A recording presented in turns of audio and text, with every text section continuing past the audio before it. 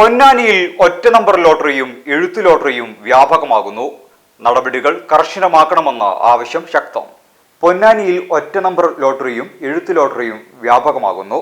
സാധാരണ ലോട്ടറിയേക്കാൾ പണം ലഭിക്കാനുള്ള സാധ്യത കൂടുതൽ എന്നതിനാലാണ് അനധികൃത ലോട്ടറി ഇടപാടുകൾ വർദ്ധിക്കുന്നത്.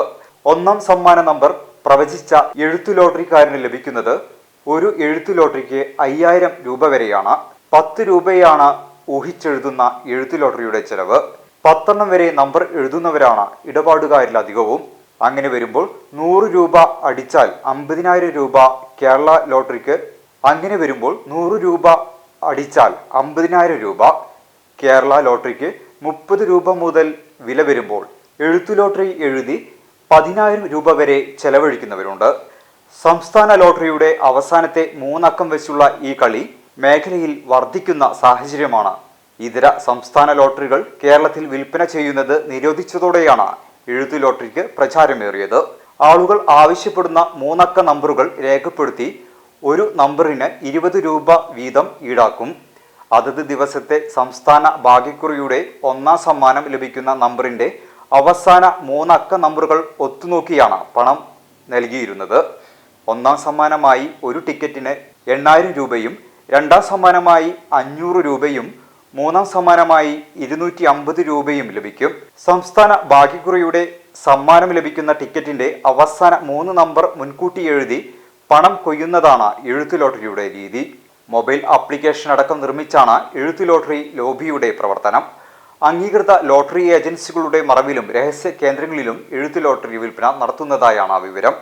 പൊന്നാനി തീരദേശ മേഖലയിൽ ഒറ്റ നമ്പർ ലോട്ടറി വ്യാപകമായി പ്രചരിക്കുന്നുണ്ടെന്നും ഇതിനെതിരെ ശക്തമായ പരിശോധനകളും ആവശ്യമായ നിയമ നടപടികൾ സ്വീകരിക്കണമെന്നും പൊന്നാനി താലൂക്ക് വികസന സമിതി യോഗത്തിൽ INL സംസ്ഥാന സെക്രട്ടറി OO ഷംസു ആവശ്യപ്പെട്ടു.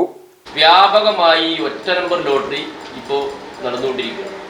അതിനൊരു സമൂഹം തന്നെ, ഒരു ചെറുപ്പക്കാരുടെ ഒരു വിങ് തന്നെ ഒരു ജോലിക്കും പോവാതെ അവർക്ക് വളരെ വളരെ സുഖമായി ജീവിക്കാൻ കഴിയുന്ന രീതിയിൽ ഈ ഒരു സമൂഹം ഇവിടെ വളർന്നുകൊണ്ടിരിക്കുക.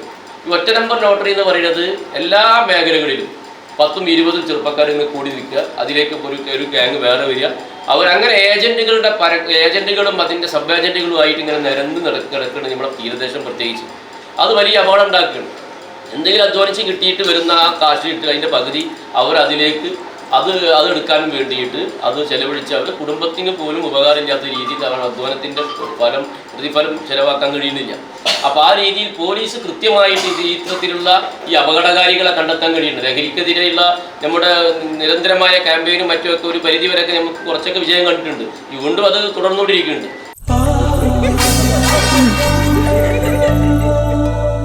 സ്വർണ്ണ ശില്പികളൊന്നായി ചേർന്നൊരു സ്വർണ്ണ വസന്തം KMJ.